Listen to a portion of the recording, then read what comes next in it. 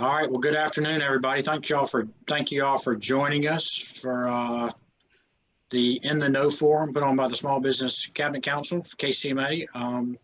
This month, we've got Chris Watson with Conestoga, Randy Joseph with Laminate Technologies, and Jeremy Rentschler with Indiana Dimension. They're going to update us on potential supply issues and where our supply for components and parts stands and panel products from a vendor's perspective. If you're in purchasing or production or anything, I'm sure you've had delays due to transportation or due to an ice storm or due to any of number of other things the past couple of weeks or months. And so we've asked them to come on and kind of give us an update of what they see going forward. Just before we get going, a few things we can't touch on today due to our antitrust statement is we won't be discussing any prices, company prices, price changes, price differences, prices, patterns, or policies. We won't be discussing any individual company's plans, design, production, distribution, or marketing. And we won't be in any specifics about marketing procedures dealing with different companies. So we'll steer clear of those to honor antitrust. So with that going, I'll turn it over to you, Chris. Thanks again for you guys for giving up your time and preparing presentation for us. Look forward to what y'all have to say. Okay. Can you hear me okay? I can. Okay, yeah. Great. All right. So, yeah, I said we've got about 15 minutes to share a lot of really pretty not great news. So I made my screensaver the Ponte Vedra Beach to hopefully entice some folks to get down here because it should be pretty nice in a month. So come on down. All right, Conestoga, real quick. We started in 1964, owned by the Hahn family. I think most of you have met Anthony Hahn, our CEO. We're based out of Lancaster, about 1,200 employees, 5 locations, and we service about 1,200 kitchen cabinet manufacturers and assemblers. And we do run some JV type operations overseas, primarily out of Italy, but we do have some partnerships in other locations where we're branching out from some of the core lumber products into our alternate materials program. So with that said, we'll move on. So the main thing is this. I mean, it's our whole world right now in supply chain is the most basic economic supply and demand imbalance. I think everybody on this call will have experienced some issues somewhere, either in the form of pricing or available material, just getting things on time. And so, you know, I know there's quite a few folks here that are, being impacted as are all of us. Of course, it all started with COVID, and, you know, we've all gone through actual cases and the quarantines, which seem to take more people out of the system. With that being said, you know, as a component supplier and as companies run into their own labor issues, we find that people are trying to outsource a little bit heavier, a little bit more, just because they're having internal labor shortages. I have to remind my team all the time, you know, even before COVID, we were having a very difficult time hiring. I think most of the presentations that we've seen over the last few years are at the conferences have all been about how to attract and retain employees. And it's just such a difficult environment. You know, when unemployment rose to 15, 16%, we actually sat back and thought, wow, finally, we're going to be able to hire a bunch of people. And that really never happened. We did get some, but we see now that the unemployment rates are already back to 4 to 5%. I was looking up all the states earlier today, and, you know, where a lot of our members are located, unemployment's back to 4.6, 4.7%. So we're kind of back to where we began, and it makes it that much more of a challenge to bring people in. And you have, of course, you know, the manufacturing environments, which are not overly friendly for people that are a little bit nervous about the pandemic and COVID and so forth. We're coming up to what we always call our spring peak. It typically starts in the latter part of March and April, May, and early June. Things typically heat up dramatically, but we've been working 15 to 20% overtime, probably November, December, January, and February. So I think one of the big issues that we're all going to face is burnout amongst our employees, because they just can't keep working that many hours. And we haven't even hit, the peak yet. So with that being said, we're a little bit concerned for sure as to what's going to happen over the course of the next couple of months. We all know about the government intervention. I just saw another 1.9 trillion being approved today. So that definitely has kept some employees on the sidelines, not all of them, but it has had an impact on our ability to get people to come out of their homes and start a new position and job.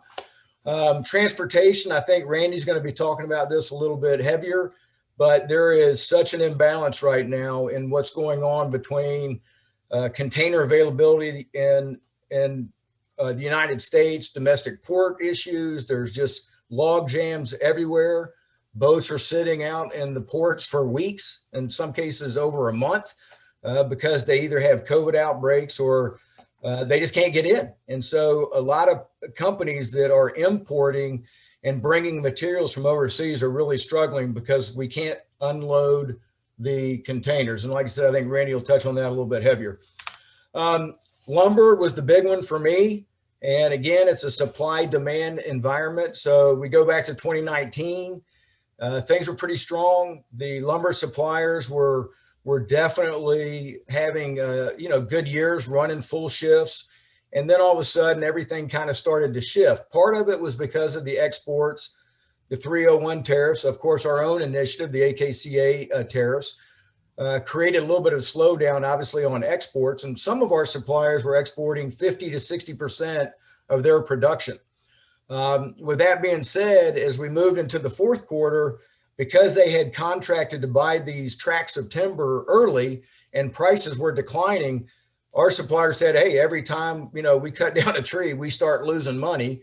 And every time we touch it, we lose a little bit more. So they were pretty reluctant to keep production levels, running heavy, and started pulling back on shifts, dropping some of their production. Then they too, of course, were hit pretty hard with COVID. And so they were running with less than 100% of their labor base. And next thing you know, supply really took a pretty significant dive. Third quarter, fourth quarter, we saw demand come back. We have people from a lot of different states. In the state of Pennsylvania, we were shut down for 5 to 6 weeks. There were other states that were shut down for many weeks. And so the demand for lumber had weakened. But then all of a sudden, as everybody got back operational, we started to see bigger increases in demand. But the lumber companies were just not in a position to catch back up. And you do have kiln time and everything else, which comes into play. But then probably more importantly is we saw the export business start to increase again. And a lot of our lumber suppliers started exporting their materials, back into China and other locations. And so that just made it harder for the U.S. companies to source materials. If you look at these pricing, this was as of a couple days ago. And this is all based on hardwood market reports, which, we can share. The publication that we use that kind of aggregates all the information. And you can see hard maples up about 37%, soft maple not as bad, cherry 40%, red oak 18%, walnut, which you can almost not even obtain these days, is up 40%. And a lot of it's going back overseas. And when I talk about the tariffs, you can see that China just announced a couple of days ago that they are going to continue to exclude tariffs on U.S. logs. So again, domestic producers are moving product back overseas. I talked to a couple of our suppliers. And I said, what's really driving? And they said, hey, think about it. They're going through the exact same thing as we are. Everybody's stuck at home. And they have a burgeoning middle class. They're bringing in all kinds of materials. They're upgrading their homes, remodeling. And so the material's going back into China and other parts of Europe and Asia, and it's staying there. It's not coming back, but they need it, and they're willing to pay for it. The other thing that the U.S. producers have said is that, the United States has a pretty stringent level of specifications and quality requirements. and they can send stuff overseas and it doesn't really have to meet the same specs at certain times. I'm not saying that everything that's going over there doesn't meet spec, but we've had multiple loads where we brought in material, primarily hard maple. We run it down, we do a quick inspection, we grade it, and the supplier says, well, that's not the grade that we sold it to you at. And if you don't want it, we'll just come back and pick it up. And we've had them come back and pick up full loads of material and said, we'll send it down the road. The next person will take it as is. So that's been a little disheartening from time to time because we need the material desperately at present. This is the hardwood market report. You can see that back in 2020, things were in pretty good shape. Early 2020 is running about 1150,000. And now in February, we're up at about 1465, probably going to climb 1500, 1550, even as high as 1600. So up 37% now, could get as high as 46 to 50%. So the volatility that we see in raw materials right now is pretty amazing. It used to be, prices moved, but they didn't move 30-some% in 90 days. And so this is really going to have a dramatic impact on our industry, especially as we all know everybody's looking for maple and hybrid product to paint, since the white shaker door kind of controls the industry right now. MDF is another item that we have been really focused on. I'll show you why in a second, but mainly it's because the mills are almost all on allocation at present. Their capacity is limited. Demand is through the roof as more and more people want to paint MDF doors, or what we call a hybrid door, which would be a hard maple frame with an MDF center panel. But the other thing that's happening is the MDF companies are having a real struggle obtaining their resin and fiber. And so some of them are not, able to operate their full shifts because they don't have enough raw materials to make the MDF. Lead times are long. There's not that many companies out there that do this. The investment is enormous to create an MDF plant. And as I mentioned a minute ago, there's just not that many out there. There's been 2 large mills that were shut down. Arauco had a fire. We were told that 75 customers that were working out of the Arauco plant went to Weyerhaeuser as one example, and all 75 customers were turned down. They didn't take on one new customer because they don't have the capacity to bring on new business at present. They are protecting their existing account base, which I think a lot of us are doing these days. And there's no new plants coming online in the near future. It's a global issue. We've looked at sourcing MDF from South America, from Europe, from Asia, and you really can't get it. It's just the dynamic is the same worldwide, especially in other countries where particle board and MDF substrate products make up 80 to 90% of the volume. They just don't do a lot of lumber doors like we do in the United States. This is a map of all the North American mills. You see there is a cluster in the Southeast. We find that we are not able to use those plants because the materials, the substrate itself is typically a yellow pine, and it's hard to sand, it's hard to machine, it's hard to paint. So the northern locations seem to work better for our painted products. That's not to say that, those other mills wouldn't work for somebody else. It's just, we can't even talk to them about that product because it just doesn't work for us. But every one of these markers is a mill, but they're, like I said, they're all on allocation. So it's been very, very difficult to look for new sources of MDF. And that's important to us for this next slide, which is kind of an interesting slide.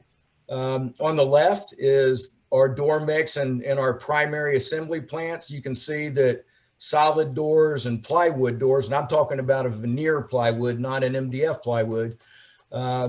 We've seen a little bit of drop in demand a few years back, almost 2.5 million doors going out and as hardwood. But more importantly is the set of bars on the right, where hybrid and MDF doors are just going through the roof. And as you can now see, our anticipated volume for 2021, MDF and hybrid doors will actually outpace the solids in our own production. And so we're looking at close to $2.5 million that we got to find MDF for to produce. So just really significant numbers, and making it an extreme challenge for us as a company to obtain those raw materials. Transportation, again, I just let you take a quick look. There's a few headlines here. Seems like I get an email constantly as we keep looking at, what's going on overseas with container and container availability. And I believe Randy has some really good charts that he'll show. But I mean, as you can just read quickly, it's just a real bad situation right now for products coming back into the United States. The containers are in the United States. We don't have the right ability to get containers back out. And we're really not exporting nearly as much as we used to as a country under the circumstances between domestic requirements, COVID, and, obviously the trade cases and 301 tariffs going into China. We're not getting containers back to where they need to be so that we can continue to source product from overseas, primarily Asia. Drawer box components, I think most of us here, have drawer boxes at some point, and certainly in a cabinet. A lot of material shortages. Russia is the major resource for the birch, natural birch. I mean, we can get maple, but it's a lot more expensive. So anybody sourcing natural birch is struggling right now because China is no longer a viable option due to the tariffs. They had an extremely warm winter last year, 2019-2020 winter, and that was really inhibited their ability to bring out a lot of logs. And so they're kind of working off of existing log stock. The other thing that we found out from some of our suppliers was that Russia, which has the resource, doesn't always have the labor, and they were bringing in quite a few a lot of folks were coming in from China to actually harvest the logs. And because, again, of COVID, they're not allowing them to cross the borders. And so their labor supply is down 30, 40, 50%, depending on which mill you're talking to. So they're running with extremely low labor, very low log deck. So, the net result of that, of course, if supply is that far off and demand is strong, you're going to see cost increases. And so drawer box materials are up about 30%. That was the last comment was, well, when does that go into effect? And the guy said, when we hang up the phone. So we're like, okay, thanks for the warning.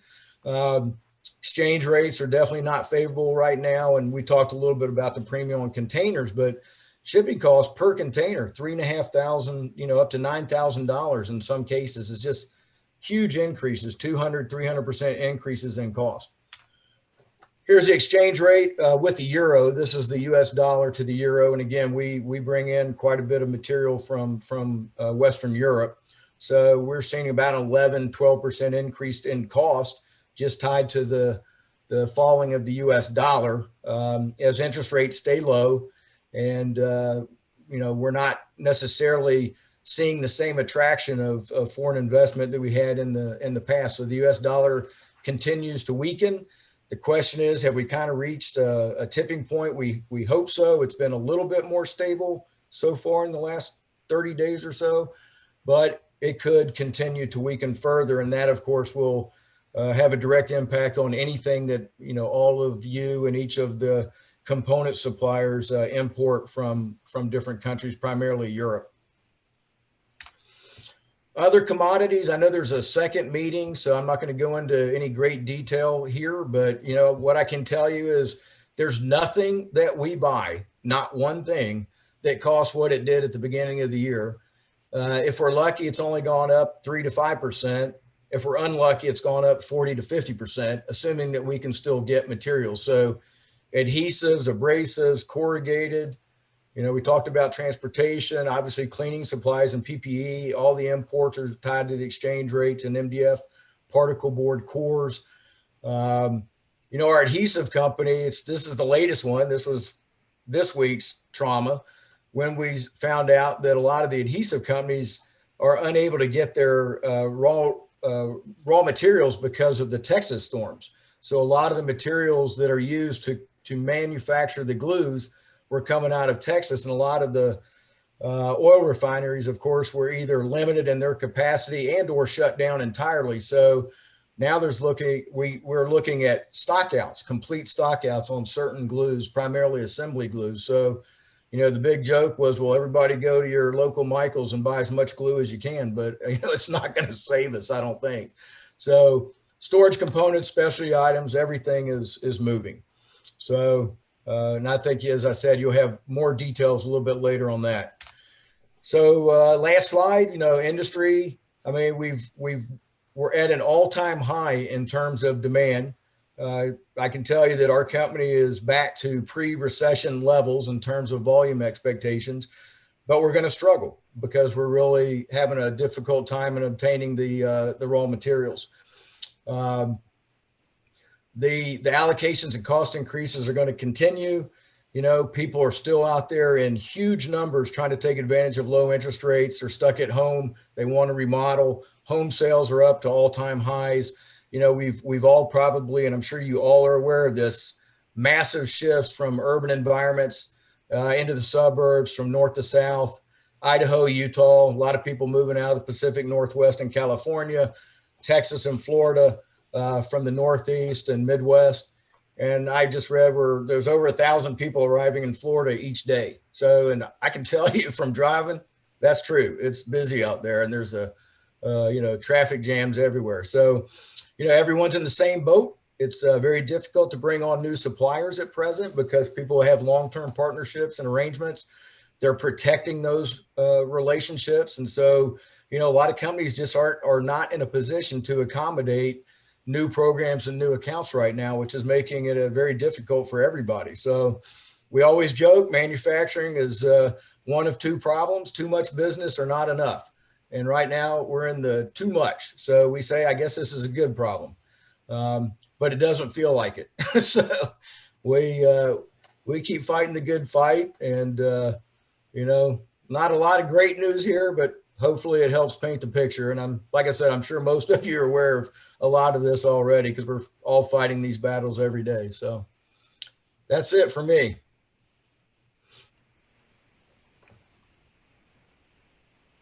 Thank you, Chris. Randy, I'll turn it over to you. I forgot to mention the beginning of this call. If you have any questions, we may have a few minutes at the end of this call for these guys or anybody to answer some questions. If you have any questions during the presentation, submit them to the chat box to Mike Metz, and he'll kind of sort those through so we're not asking the same thing over and over again. So Randy, you ready? Yep.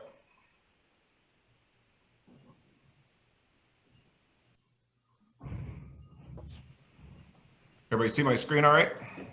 Yes. All right. Thanks, Chris. I appreciate the information. You've did a good segue into a lot of the presentation. I just ask everybody not to tar and feather the messengers, because we're just sharing the information. So we're just doing our civic responsibility of sharing. So don't hold it against us personally. So my name is Randy Joseph. I'm Chief Operating Officer of Laminate Technologies. Laminate Technologies is a custom laminator and fabricator to the kitchen cabinet industry. We also manufacture hardwood plywoods. We import a lot of platforms and plywood for the industry. So we have a lot of experience, and we have 6 manufacturing facilities across the United States. So we just go ahead and jump into it. A lot of this is going to be kind of following in, ties right in with what Chris shared. So we're going to talk about some of the plywood supply chain challenges. This is going to be from a domestic and an import perspective. We're going to talk about transportation in detail. We're going to talk about inbound and ocean freight. Everybody's favorite topic, labor. We could go on hours talking about that, but just going to hit a couple high points.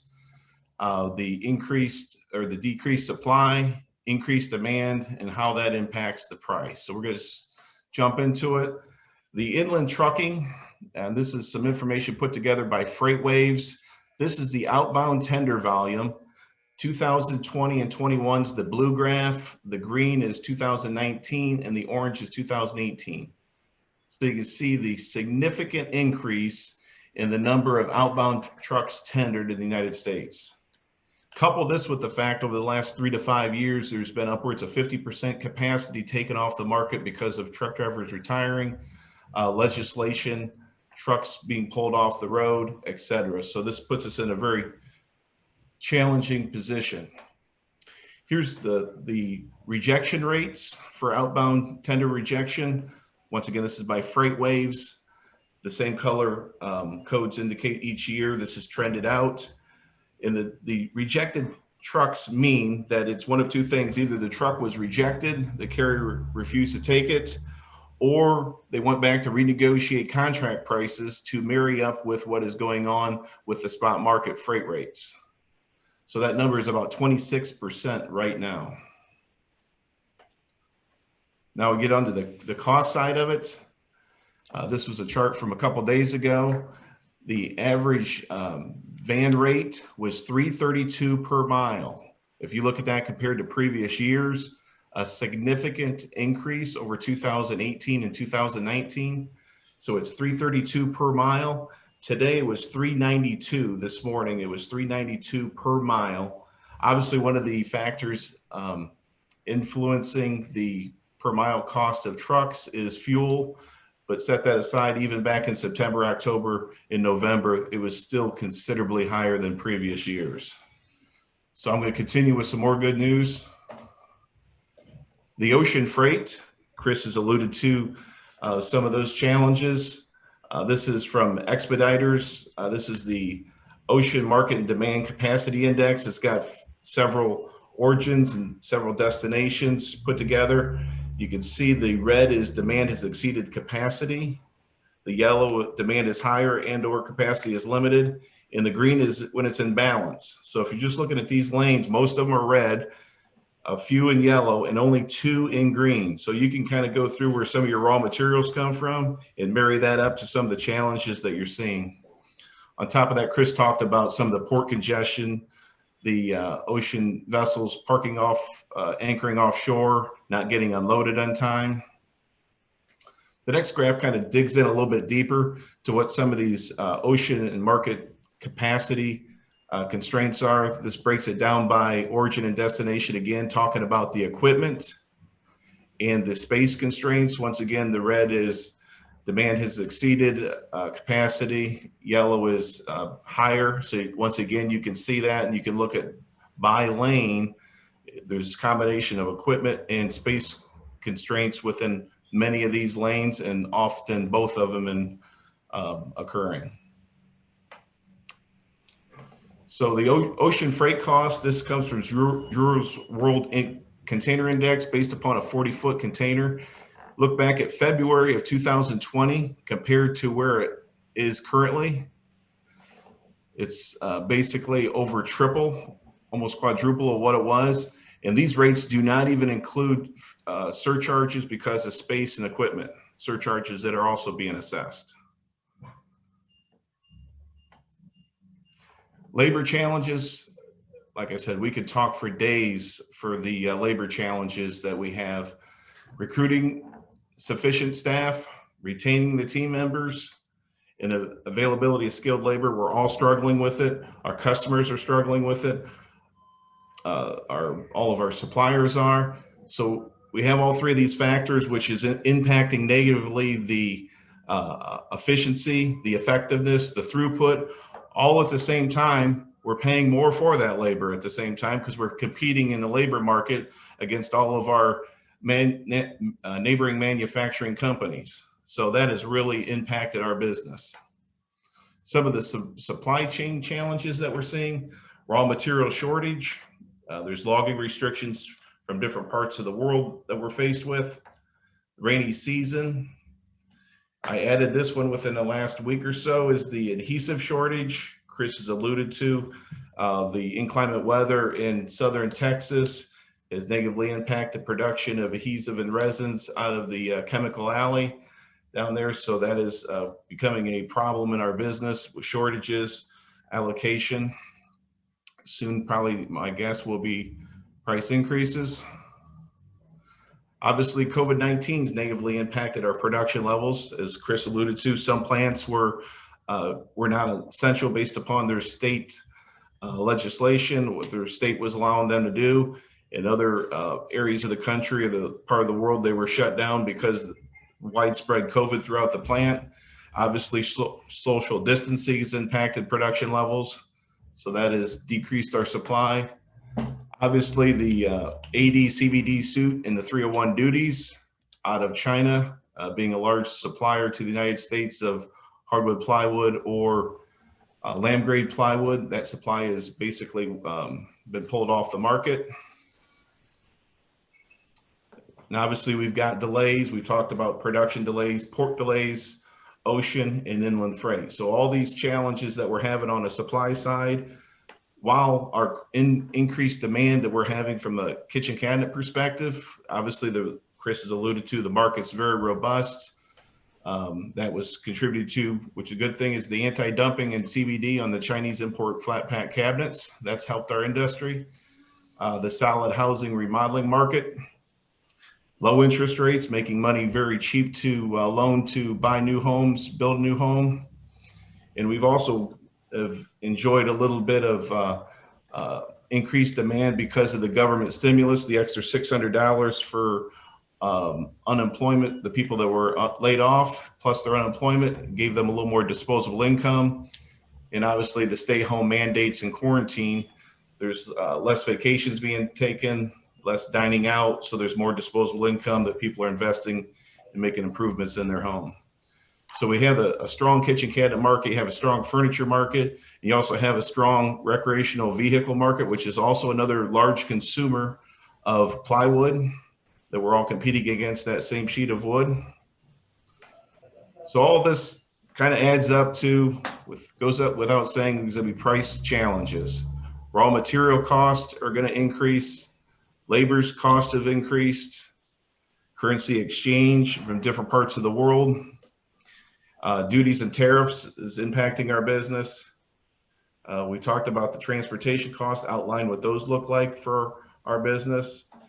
And then we have a thing that I call supply demand imbalance. Everybody's learning economics, the law of supply and demand. I also throw in the third factor, which is greed. We have some manufacturers who will take advantage of this opportunity of limited supply to increase prices because they know people will pay it. I hate to mention it, but I still will mention it because I think we're all being impacted by that, unfortunately. So what does all this good news mean? Extended lead times on plywood. I think we all need to plan accordingly, try to get more inventory in when possible because we're going to have delays in shipping. There's going to be delays in production. There's going to be delays at the port. Tight supply, that goes without saying, right? We've talked about all the challenges it's going to make it a tight supply. The other factor that we believe could be coming upon us is low availability of special panel sizes and thickness. What we've seen in the past, and this goes for composite panels, this goes for plywood panels, when the producers get very, very busy, they have a tendency to limit the number of SKUs they want to run to try to enjoy higher levels of efficiency, more throughput. So they'll quit doing specialty panel sizes and thicknesses. So something we all need to be aware of because that could be something that we could be faced with. Increased plywood transportation costs, that goes without saying, right? We know that all the plywood cost is going to go up. We know transportation costs. We're already seeing this in our business. And based upon what we're saying, we don't see a whole lot of help in sight, at least short term, maybe long term. There's going to be some things that will change that will influence that, but it seems like it's the perfect storm that our industry is seeing right now as it regards to plywood.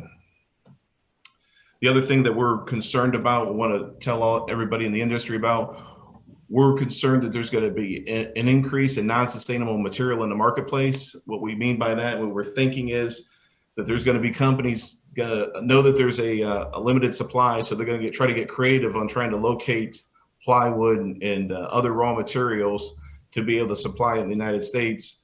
And they might be cutting corners on some of their sustainability programs or not have a sustainability program. So we're very concerned about that and just want to make sure everybody's aware of that. So that is what all the good news that I have to share. I'm sure Jeremy has much more good news to share. I appreciate everybody's time. Hey, this is Jeremy. Can everybody hear me okay? All right, good. after following Chris and Randy, I don't have much to say to that. I agree with everything they're saying. Can everybody hear me okay? Thumbs up. We're good? Yeah, awesome. Just talking to my contacts out there, I'm with Indiana Dimension. We're a hardwood manufacturing facility, make components, doors. We're a smaller operation, have about 110 employees, but we do cut 1 million board feet of lumber every month. So we buy a lot of lumber. So we've got a pretty good eye on what's going on out there. And everything they said is exactly what I'm hearing every day and talking to our vendors.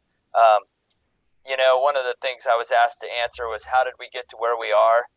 And just to give you an idea of the health of the hardwood lumber industry, in 2017, the industry cut 12 billion board feet of lumber. 12 billion board feet of lumber.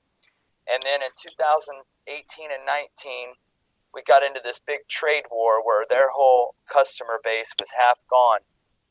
And so there were sawmills shutting down, loggers getting out of the business. And in 2020, they produced approximately 5 billion board feet of lumber. Okay? And you all know how red hot our industry's been. Furniture's up, cabinets are up, everything's just been going crazy with all this stimulus money being poured at it. So that's where we are, supply and demand, just like the guys said. Some things that have affected some of our northern supply chain is a lot of paper mills are shutting down up in northern Wisconsin and Michigan because everything's going paperless and everybody's been at home. Schools aren't operating, so the demand for paper has been way lower. So pulp mills are shutting down. One of the largest ones shut down in northern Wisconsin, and so loggers and lumber companies are having challenging times figuring out what they're going to do with all the residuals. So that's how we got to where we are. Everything's at an all-time low of what's available, and all-time demand seems to be at an all-time high. So for us, talking to our vendors currently, there's a lot of lumber being produced. The log piles, at least in the northern Wisconsin, northern Michigan area, the log piles are very strong. They had a great winter harvesting. And so from what my guys are telling me is that once they can get it manufactured into lumber, supply should straighten out in the maples. Now, with that said, from what I'm hearing, they're going to stay on the maples very hard. So if you're buying poplar, cherry, and some other species, you're probably not going to be able to get it right now. It's going to be very tight. I mean, I had to discontinue 2 lines, poplar and birch, in the last 30 days. We've never had to do that. But the lumber, the material is just, for us, is just absolutely unavailable. And it's unlike anything I've ever seen. So for us, I talked to one of my great contacts, but we feel like relationships will get through. We placed probably 20 semi-loads worth of orders today, and they'll all be here in the next couple weeks. So we feel like relationships will get you through this. So loyalty to your suppliers is very important. So that's what I have on that.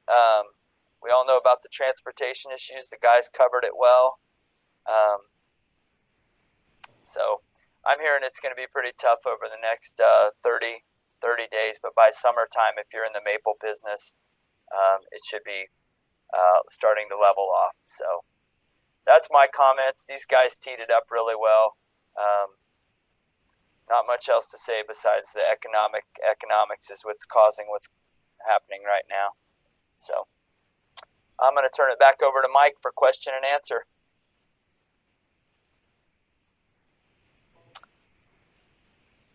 Mr. Mike? Yeah, sorry, just technical difficulty. Yeah, well, we had one comment. If people are looking for glue, apparently Jeremy's daughter is the glue baron, so she'll get you all the glue you need. She's a slime queen.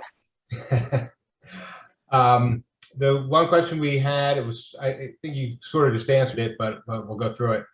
What are the thoughts on the forecast for lumber, specifically maple, which you kind of just discussed, but overall, what do you think is, you're talking about some lines were being discontinued.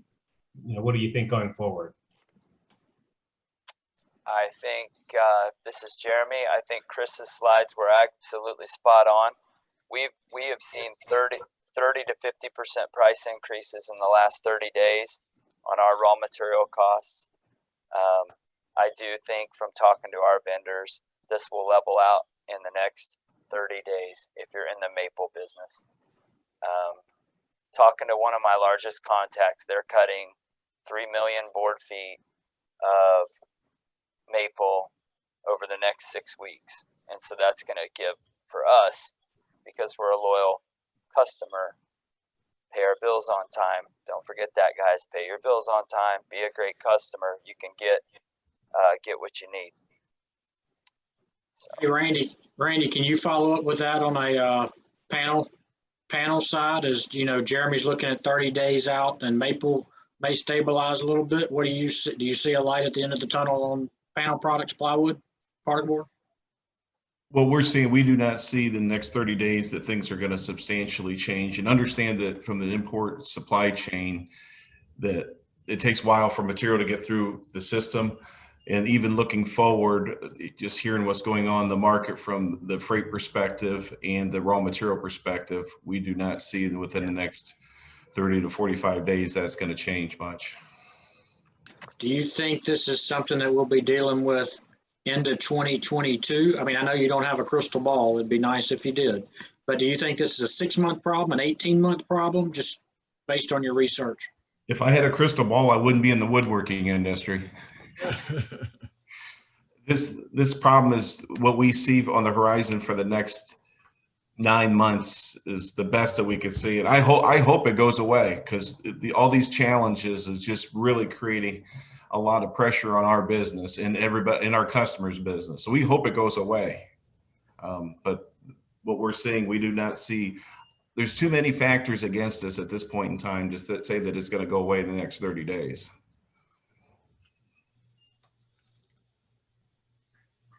Yeah, I mean, I would totally agree. We don't anticipate that things are going to get that much better in the short term. I do think that maple will stabilize a little bit, which is good, but it's going to stabilize at a peak. It's not necessarily going to be coming back down. I think Jeremy nailed it. I mean, we are seeing the mills are finally starting to turn their kilns, and they've really focused heavily on maple. But I think you got to go back to the consumer dynamics as well, which is, again, that white painted shaker door seems to be driving our industry right now. And as people move to either a hybrid door with the MDF center panel, or now we see a lot of 5-piece MDF door requirements, but you can't get MDF. And so there's really no place to run, from one difficult raw material to the next. And that's what's making it such a challenge. Got lots of cherry, but nobody really wants that these days, so we think it's going to be the rest of this year. We're going to all be facing these dynamics. I think a lot of people here, we all know folks that are working from home. Some of us are working from home at times, but I've talked to so many people whose companies are saying they're not going back to office buildings. They're not ever going to go back to the way things were. So people are going to be at home for a long time. And we also can't discount what's going on with the pandemic itself and the variants, and, who knows what's going to happen. I mean, the vaccine is going to be great. It's going to get us out of the house, but for how long? And so that's some of the things that we think we're going to have to continue to deal with. Eventually, as all these prices keep going up and up and up, we're going to price ourselves out of the market for some people, being at the consumer level. And a lot of people have remodeled. I mean, there's no doubt. Home sales, though, are still all-time highs. I mean, you can't even find a house where I live in this part of Florida. There's nothing on the market, no homes for sale. So, I just don't see it being a short-term turnaround at all. I think it's going to continue for at least the balance of this year. I think a lot of us, have information that we get from like ITR and Zelman, and they're showing double-digit increases in new home construction and sales. And so the demand is going to be there for a while, but all that's going to do is keep up keep the pricing, moving up until we finally hit a tipping point. So if, it should get a little better, but it'll be more of a stabilization. I don't think things are going down anytime soon. So This is true. I'll agree with that exactly. I think it's going to go up to a new norm. I think inflation's going to hit us, and we're just going to have to deal with it if we're going to run. right. And what the other big thing for all of us is people. I mean, you can't hire anybody. It's just a nonstop for us. We've tried everything. We've tried 25 different things, and they all work a little bit. Our favorite saying is, hey, if we keep one person on the payroll, at least that's one person we don't have to hire. So we're treating our employees really, really well. Always have.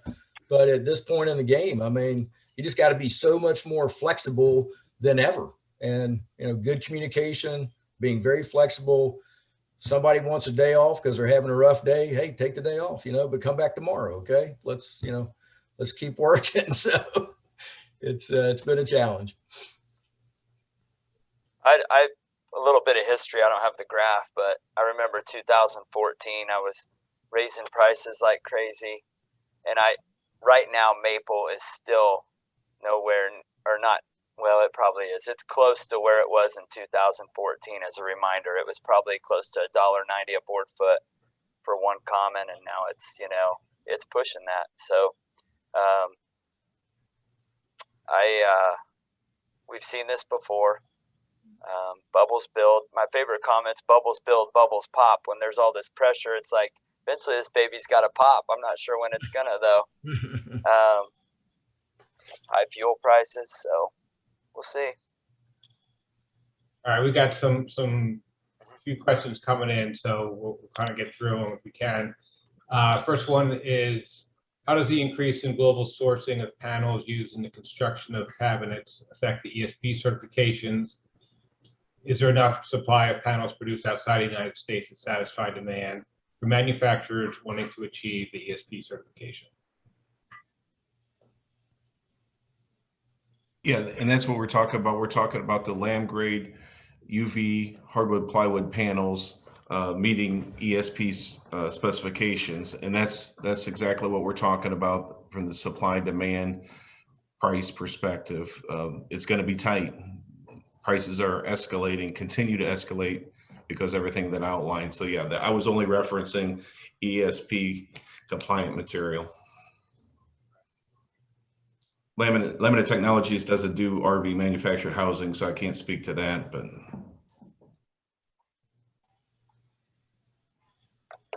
Okay. Are there any alternative products to MDF with the tight supply? I mean, obviously the most related product, and it's really in the same family, would be HDF, right? So it's all coming from the same mills. And I think Randy made a really good comment that rung true for me, because we're seeing it, and that is the mills are definitely focusing on primary thicknesses and things where they can ship and get as much throughput in the system as possible. And so if you have an offering that includes we will say a non-standard thickness of some form or another, that's becoming very difficult to obtain. And so, but everything's a version of the same material if you're talking about something that's going to ultimately be painted. And we all have learned that MDF is the best material to paint. There are no glue lines. There's no movement. It can go anywhere. But everything's a version of that. There's the enhanced painting formula systems, or the EPF board, there's HDF board, but it's all coming from the same mills. And the problem is none of the mills that I'm aware of are bringing new capacity online. Some place maybe, but we just don't see it. And so, in some cases, we're actually having to ask customers to move backwards. And instead of retaining a 5-piece MDF door, we're saying you got to go back to a hybrid door because we don't have enough MDF to produce the 5-piece door. And that clearly comes at a cost disadvantage. So somebody's got to pay. I mean, we either have to absorb it, or the customer has to pay a little bit extra, or we split it down the middle and hope things are going to get better. So I'm hearing more and more of that taking place right now because, again, MDF is in such short supply. It's a real challenge. Okay, next question is, how do I register for KCMA's 21 spring meeting? Oh, that's from Betsy. Next question is, if the supply chain had the capacity of 12 billion BF in 2017 and dropped to 5 billion in 2020 due to the drop in export market, now that the domestic market is strong, how long will it take for suppliers to build that capacity to supply the domestic demand, or is it being sold to the export market again? Great question. So I really didn't finish the 2020 why the demand was so down. It was down because of COVID, and some mills shut down for 60 days total. I don't know about Pennsylvania, but there had to have been hurting with when it initially hit. Capacity was really lost. But how long is it going to take? Wow, what a great question. We're hearing from our suppliers that they're turning on more capacity every day. I don't know everything, but talking at all these hardwood lumber conventions to all the people there, one of the things the hardwood industry is notorious for is overproducing, and they can do it really fast. So that's kind of what I'm hanging on. I don't have our vendors are saying, just like I kind of told you, things should be stabilized, at least in the maples, over the next 30 to 45 days. And then really by summer, see more stabilization. And that was coming from the largest lumber yards in the country. So I don't know if that answers your question well, but if everybody can get back to work, that'll help. I totally agree. I'd say the biggest driver is going to be the ability for the mills to bring labor in. It's a tough job. It's a very difficult job. It's a hardworking job. And so they went through all the same issues that we've been talking about on the labor side. I think a lot of companies consolidated their shifts. There was just too much of a challenge to operate multiple shifts, and they've narrowed it down to one. And if they can bring partial second or third shifts back online, to Jeremy's point, I mean, they can move a lot of material, when the time comes. So it's just being able to get enough people back into the workplace in order for that to happen. We talk about how difficult it is to hire for any manufacturing position. Dimension mills and lumber yards and sawmills, that's tough work. And so there's just not a lot of, younger people that are interested in going into that environment. And so we struggle with this every day at our company. And so, but to your point, they do have a tendency to do it. So we're kind of counting on that, right? That they'll bring those second shifts back online and start flipping the kilns a little bit faster. And there was a slide I had that I took out, and because it was, I didn't have enough time, but it was talking about the bidding wars that are going on right now in tracts of timber. And so we know that our suppliers would say a lot of the tracts of timber, they get 3 to 5 bids.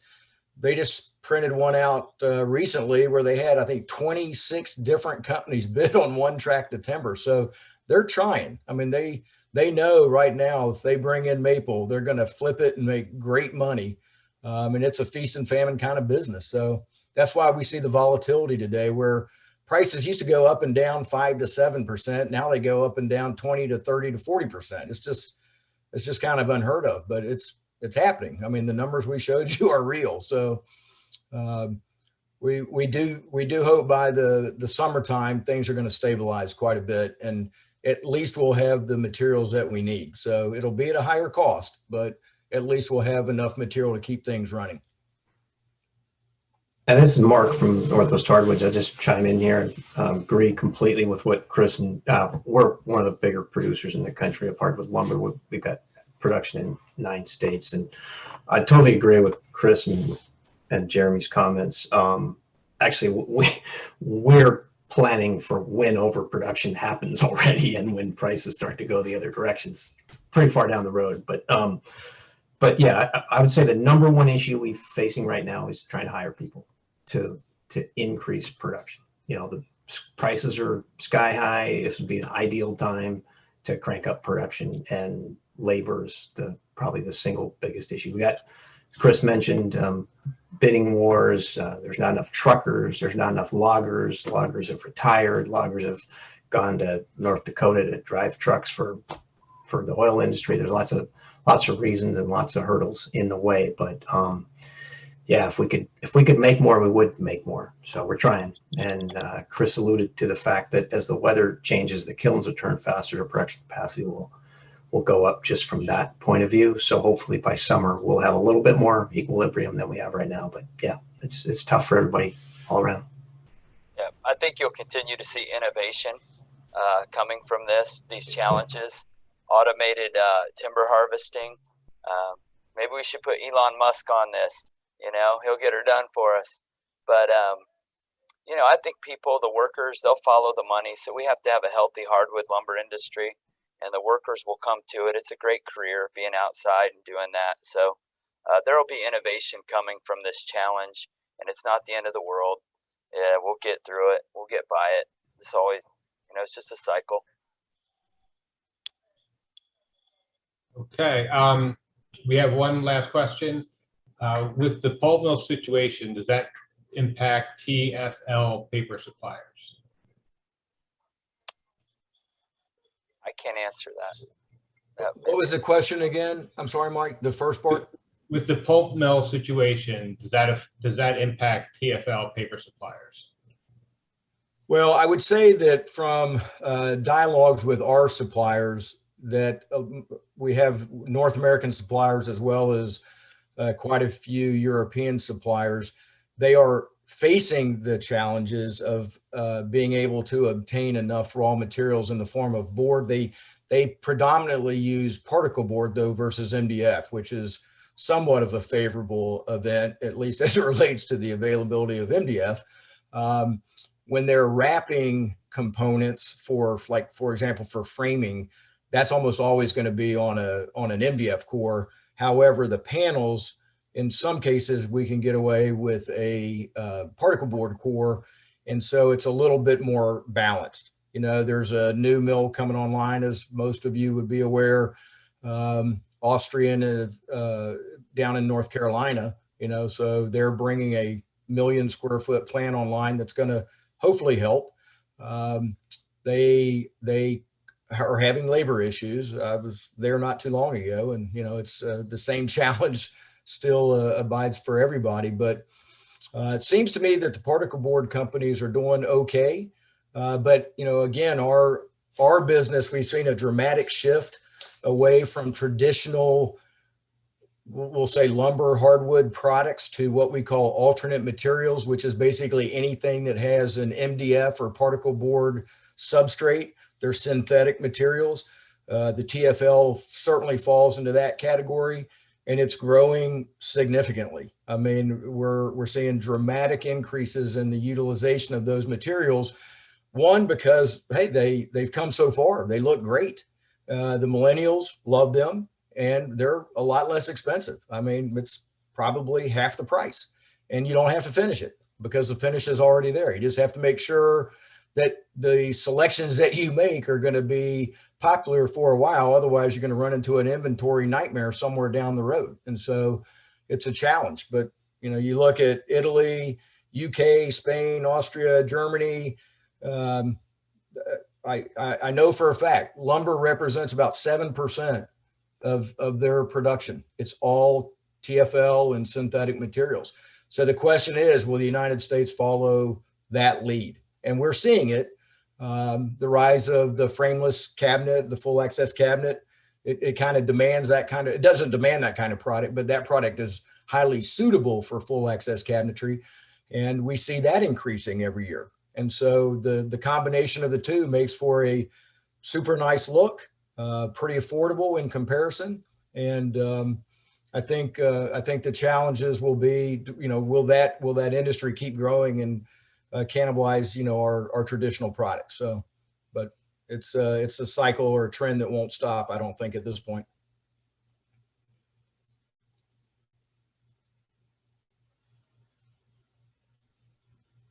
Hey, that's it for the questions. And it looks like we're at time. So, Jeff, we could take us out, Jeff, or when we? Yep. So thank all y'all again for joining us. This one is focused on lumber and plywood panels. We're planning another one in the near future that'll focus more on accessory type items and hopefully finished materials that we're trying to line up.